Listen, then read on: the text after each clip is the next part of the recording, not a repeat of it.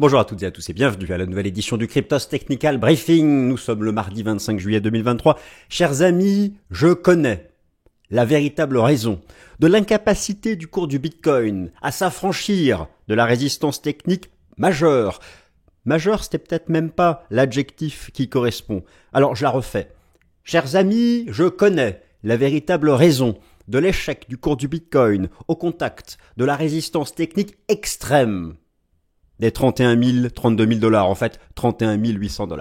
Alors, nous allons parler de tout ça, je suis ravi de vous retrouver pour ce qui est la dernière édition du Cryptos Technical Briefing. Avant quelques jours de congé bien mérités, oui, je m'en vais en Bourgogne, prendre quelques jours, profiter 1 de la nature, 2 du sport, 3 de la lecture, 4 de la piscine, bref, me purifier l'esprit, me revigorer l'esprit et revenir avec une grille de lecture technique, technico, fondamentalo, macroéconomique, microéconomique, tout ce que vous voulez. On met tout ça dans la tambouille. Et pour vous produire des vues de marché qui seront, je l'espère, claires. Alors, en tout ça pour dire que je vous retrouverai avec plaisir le mardi 8 août. Voilà, chers amis, donc, j'ai envie de dire quelque chose. Vous savez, Bitcoin n'est pas une personne. Peut-être que quelqu'un d'entre vous l'a rencontré, connaît son créateur, Satoshi Nakamoto. Mais Bitcoin, j'ai envie, et vous en serez témoin, de te dire quelque chose. Bitcoin. Regarde-moi bien. Sois grand, sois adulte, pour une fois dans ta vie. Oui, d'accord, tu es jeune. Je sais, tu as quoi? Il a 14 ans, Bitcoin. Sois adulte pour une fois dans ta vie. Et assume. D'ailleurs, nous l'avions ensemble prévenu, le cours du Bitcoin. Il a manqué le coche. Il n'a pas su exploiter tous les facteurs cross-asset qui étaient à sa disposition pour tenter un breakout. Et la sanction tomba, telle une gifle qu'on ne doit pas venir, et le cours du Bitcoin a encore une nouvelle fois échoué sous la résistance technique majeure. Bon, me direz-vous, il retrace l'impulsion d'entre 25 et 31 800, très bien, pour l'instant c'est un retracement, on va parler de tout ça, de l'analyse technique, mais donc, revenons au sujet, je connais la vraie raison. Alors oui, me direz-vous, on peut trouver 1000 explications.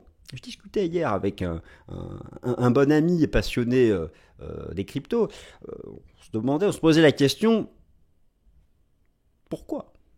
Why? Pourquoi? Warum en allemand. Je cherchais en portugais, mais ça m'échappe. Bref, pourquoi?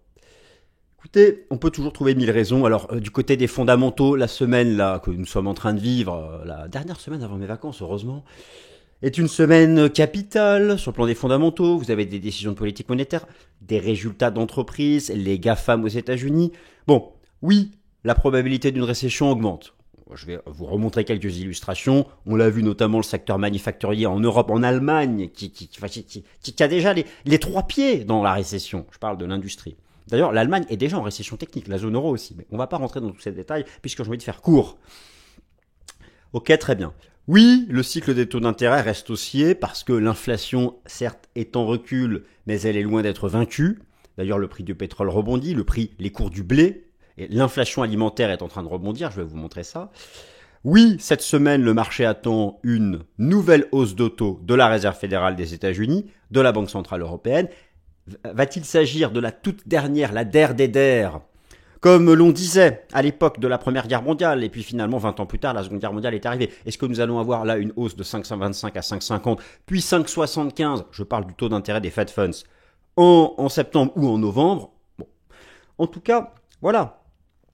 La probabilité d'une récession qui augmente. Cette semaine, les résultats trimestriels, en particulier des GAFAM, alors que les stars de la tech étaient complètement surachetés, mais Bitcoin, finalement, tu n'as pas su exploiter le nouveau plus bas annuel du dollar et le dollar rebondit. Tu n'as pas su exploiter les nouveaux records historiques des stars de la tech et maintenant elles sont surachetées, elles retracent. tu n'as pas su exploiter le mouvement ascendant des indices boursiers, tu n'as pas su exploiter le fait que les taux d'intérêt restent pour l'instant sous leur niveau qui ont déclenché la crise bancaire. Bref, tu avais des alliés, tu n'en as pas profité, tant pis pour toi, assume, sois grand. Voilà, donc maintenant, voilà où nous en sommes. Alors bien sûr, la vraie raison, au final, j'en rajoute un peu là, la vraie raison de tout ça, la vraie raison, c'est pas ça en fait, c'est pas ça. Oui, ça, les corrélations, bien sûr, les corrélations comptent, les fondamentaux comptent. La vraie raison, c'est quoi? C'est que cette résistance, qui est précisément est à 31 800 $, c'est le cours de clôture. C'était le cours de clôture le plus bas de l'été 2021. À l'époque, ça avait créé un rebond. Et c'est surtout ce qu'on appelle la ligne de coup, la résistance chartiste horizontale, de l'énorme double top à 70 000. Je vais vous montrer historiquement, le cours du Bitcoin a toujours eu ce type de résistance qui finissait par dépasser. Mais voilà, c'est en fait, c'est la frontière technique. Si on dépassait 32 000 $, c'est la fin du bear market pour de bon. Sauf que franchement, est-ce qu'on peut le faire maintenant? Donc je connais la vraie raison. La vraie raison, c'est, oui, la solidité de la résistance, mais c'est pas ça. C'est que pour franchir une résistance comme ça, il faut une news en béton armé. C'est ça la vraie raison. Il n'y a pas la news, il n'y a pas l'actualité, la donnée qui fait qu'on peut la franchir maintenant. Alors me direz-vous, l'actualité autour des ETF. Très bien, mais ça ce sont des ETF en devenir. Et il faut que la SEC les valide en 2024, on verra. La régulation, la réglementation, les exchanges sont encore empêtrés dedans. Binance, regardez autour de Binance US. Il n'y a pas encore des régulateurs, un régulateur majeur qui nous dit ça y est, c'est bon, tout est clair, c'est clean, impeccable. Il n'y a pas encore cette news. Alors le halving, oui, mais ok, le halving, c'est au printemps 2024 et les phases d'accélération ont toujours commencé d'ailleurs plus ou moins au moment du halving. C'est pas tout de suite. Donc il y a ces aspects-là. Alors les ETF, le halving, la régulation, voilà, c'est. Quelle news permettrait de faire sauter cette résistance? Ça peut venir de tout ce dont je viens de vous parler.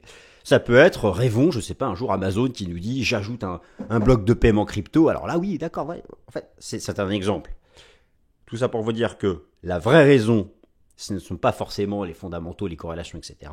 C'est qu'il n'y a pas la news permettant de déclencher un franchissement de résistance. Et chers amis, on fait un tour d'horizon maintenant des fondamentaux. On va faire comme d'habitude le point technique, Bitcoin, ETH, BNB et c'est DAIDX cette semaine. C'est parti. Alors c'est parti, je me suis réinstallé et j'enchaîne. Bitcoin, alors sois grand et assume. Bon, je vous parlais de la récession un instant. Regardez la tête du PMI manufacturier de l'Allemagne. Le secteur manufacturier en Allemagne, ça occupe encore une part très importante de son économie. Sous 50, c'est la contraction. Je veux dire, voilà. Vous avez la crise financière de 2008, la crise du Covid. Regardez, voilà, les perspectives, elles sont horribles. Elles sont horribles pour l'activité manufacturière en Allemagne. Pour la France, c'est pareil.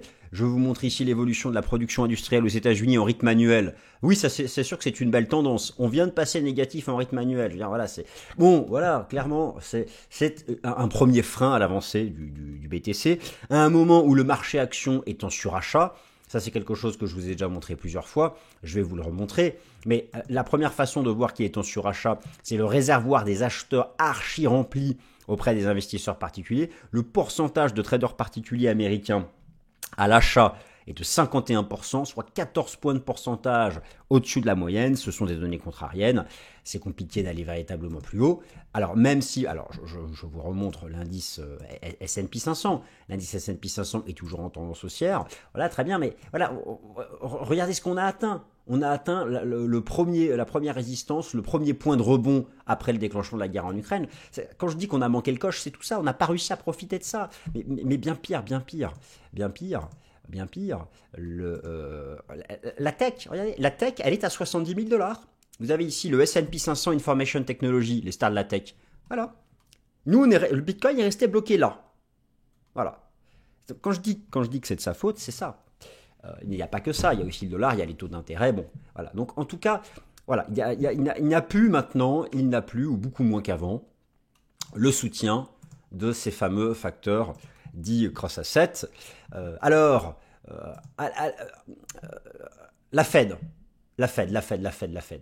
La Fed délivre cette semaine une décision de politique monétaire qui, d'après le consensus, devrait avoir une nouvelle hausse du taux d'intérêt des Fed Funds. Cela pourrait être ce que j'appelle la der des der, métaphore du rapport entre la Première Guerre mondiale et la Seconde Guerre mondiale. Me direz-vous, rien à voir, mais c'est pas ça, c'est le principe. Le principe, c'est quoi? C'est qu'à l'époque, on pensait que c'était la dernière, et il y en a une de plus. Là, c'est pareil, en fait. Le consensus du marché, selon le prix des contrats futurs négociés à la Bourse de Chicago sur le taux d'intérêt des Fed Funds, oui, tout ça pour faire intelligent, eh bien, pense que c'est la dernière. La Fed, elle dit tout le temps, c'est pas la dernière, mes amis. Stop dreaming. It is not the last one. C'est la clé. Cette semaine, je n'ai pas dit qu'elle était décisive cette semaine, mais vous l'avez compris comme moi, tellement chargée sur le plan des fondamentaux. Moi, je pense que ce ne sera pas la dernière hausse de taux. Nous allons voir la conférence de presse de M. Jérôme Powell, et puis surtout, la réunion monétaire qui comptera sera celle du 20 septembre, qui verra la mise à jour des anticipations macroéconomiques de la Fed. Donc, voilà, ça c'est une première chose. Alors, la Fed, elle va monter son taux à 5,50. Qu'est-ce que c'est un taux terminal? Un taux terminal, c'est quand elle arrête de monter. C'est quoi un pivot? Un pivot, c'est quand elle passe d'une phase haussière à une phase baissière de ses taux d'intérêt. Voilà, vous voyez, c'est pas bien compliqué. Donc, est-ce qu'il est possible que Bitcoin franchisse les 32 000 $ sans avoir un pivot?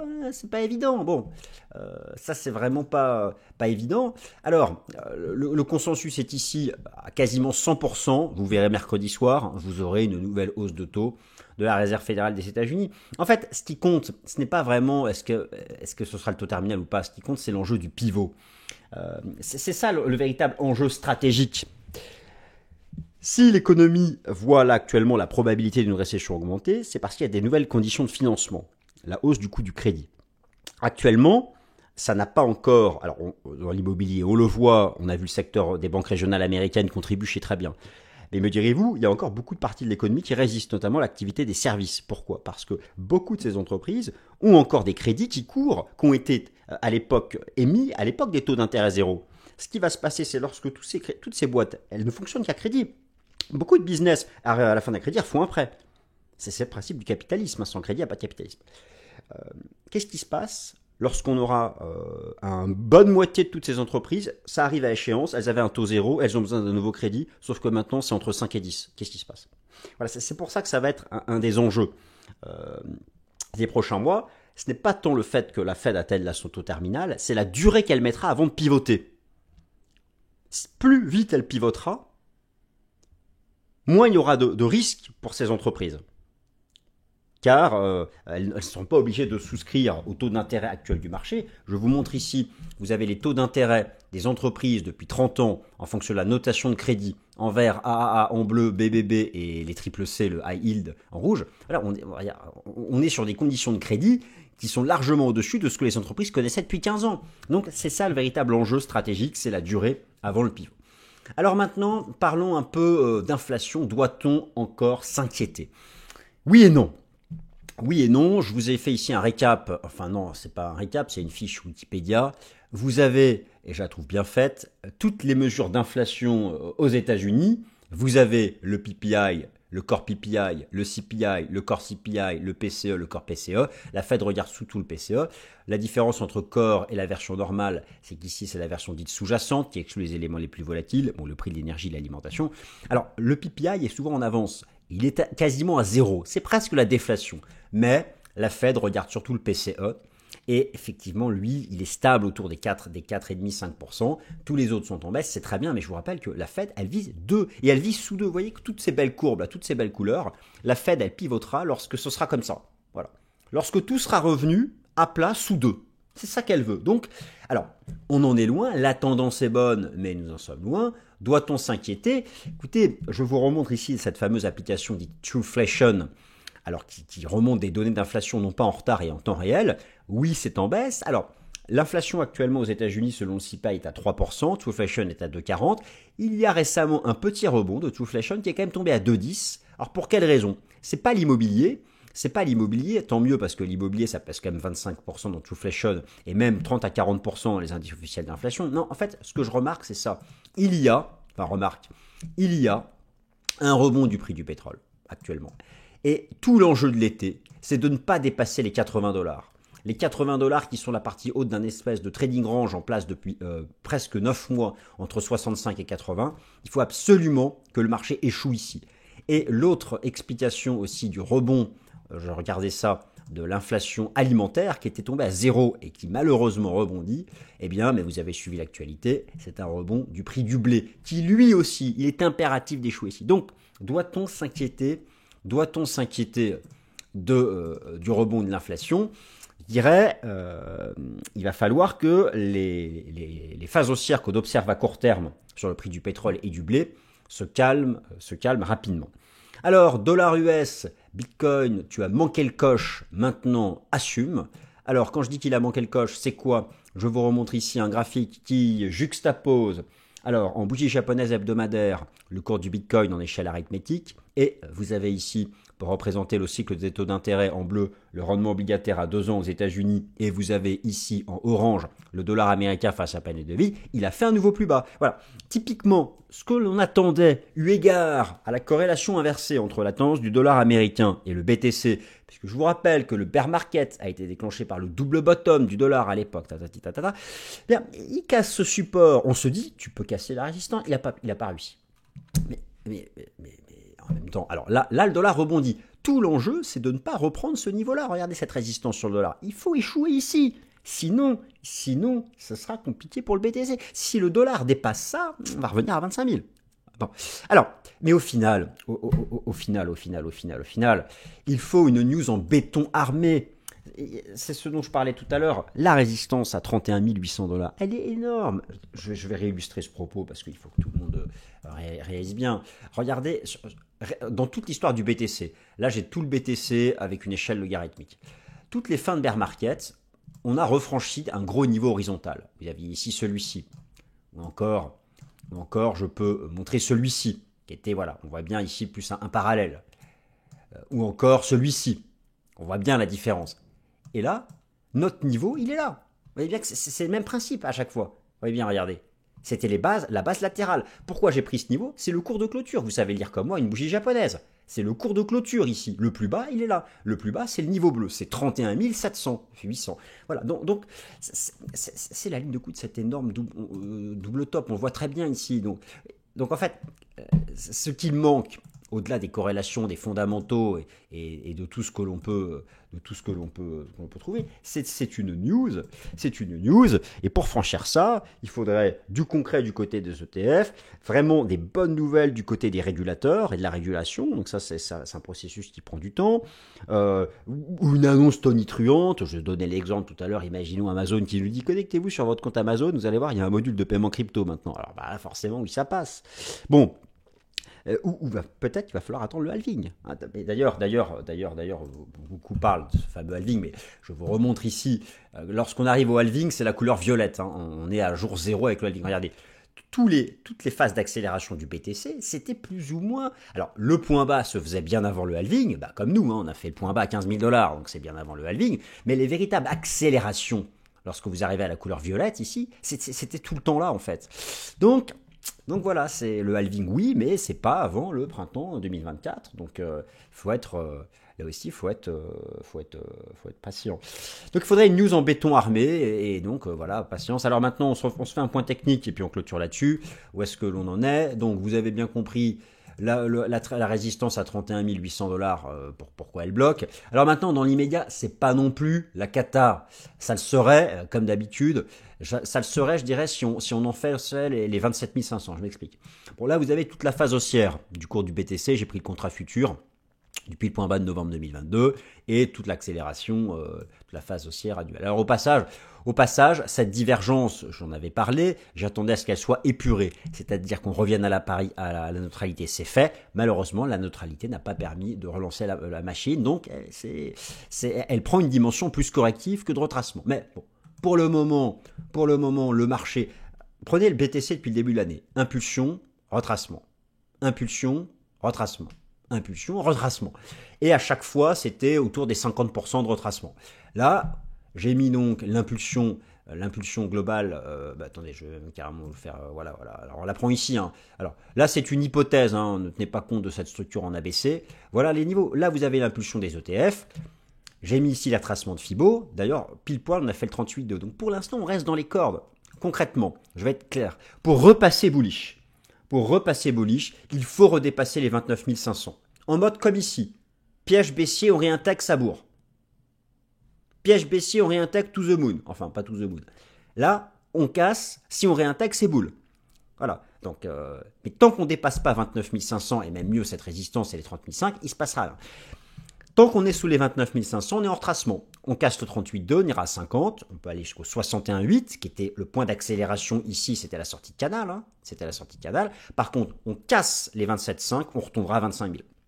Donc voilà, ce sont les trois hypothèses possibles en fonction des clôtures techniques. Le H4 fonctionne bien et pour l'instant, voilà, le marché va faire son choix. De toute façon, il va faire son choix avec la Fed. Et pour pour les alts en général, moi je remontre ici la capitalisation boursière totale crypto et j'utilise beaucoup la Kijun-sen du système Ishimoku. Toutes les phases de relance, c'est lorsqu'on dépassait la Kijun. Ici, voilà, là, regardez, on était en dessous, on a échoué. Donc, c'est pareil, il faut redépasser ça pour repasser bullish. Tant qu'on ne dépasse pas ça, le marché est en correction. Si on redépasse, ça remontera tout en haut. Voilà, alors, écoutez, ETH, BNB et DAIDX, je crois qu'on dit comme ça, que je ne dise pas de bêtises, ne font qu'attendre le choix du BTC. Attendre le choix du BTC. Pour ETH, le marché reste enfermé entre les 1700 et les 2000. Bon, voilà.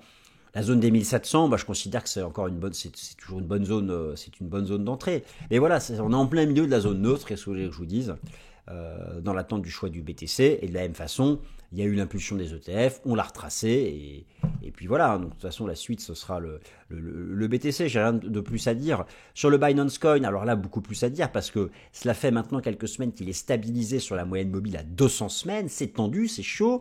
Il ne faudrait pas... Alors, de la même façon, ce que j'avais expliqué, c'est sans dépassement de résistance, pas de reprise. Elle a bien été identifiée à 255 $, puisque c'est à chaque fois son franchissement qui relance, on ne l'a pas franchi. Tant qu'on est en dessous, c'est correctif. Le risque, c'est d'avoir ici un drapeau de continuation baissière. Et là, derrière, d'aller rechercher les 180, les 200, là, ce serait un véritable...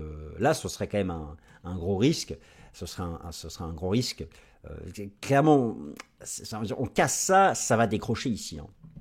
Donc tout l'enjeu, c'est vraiment de défendre cette 200 semaines. C'est un peu tendu sur le plan technique. Pour interrompre ce risque, il faudrait dépasser les 255. Mais bon, pour l'instant, malheureusement, on voit que ce n'est pas encore gagné. Et maintenant, pour conclure, le token d'IDX. Écoutez, il n'y a pas grand-chose à dire sur IDX. On a une vue, la vue hebdo, elle est là. Les niveaux sont là. On voit parfaitement le niveau, l'équivalent des 31 000, 32 000 $ du BTC, ce sont les 2,95. On a formé une base ici à 1, voilà, tout le monde envisage un double bottom, sauf qu'il faut dépasser les 3 pour avoir un double bottom. On est là dans une phase, alors qu'il retrace cette première impulsion. Le marché, pour l'instant, évolue encore à l'intérieur du canal. On est sous résistance. Bon, la zone d'attrait, elle est ici. La zone d'attrait d'accumulation, elle est ici. Là, on est plutôt dans la partie haute. Il y a deux hypothèses. La première, le marché crypto repart, on attaquera le haut du canal, on passera de 95 et derrière c'est parti, 1 de 95, boum, ça ira à 6, l'objectif théorique. Et pour l'instant, on est plutôt sous résistance. Et si vous prenez l'impulsion ici qui avait été faite, le marché l'a retracé alors à 78,6. Donc on voit bien qu'ici, il y a une forme de capitulation. Mais voilà, là, on peut parfaitement revenir travailler cette zone. Donc l'idée, c'est de sortir du canal. Ça peut être intéressant si on revient ici. Et voilà, chers amis, je n'ai pas davantage de choses à dire. J'espère que cette dernière édition du Cryptos Technical Briefing, avant le mardi 8 août, vous a plu. Semaine, on ne doit pas s'ennuyer. De toute façon, elle est bien chargée. Le Bitcoin va bientôt faire son choix. Merci à toutes et à tous. Et puis, voilà, à dans 2 semaines. Salut!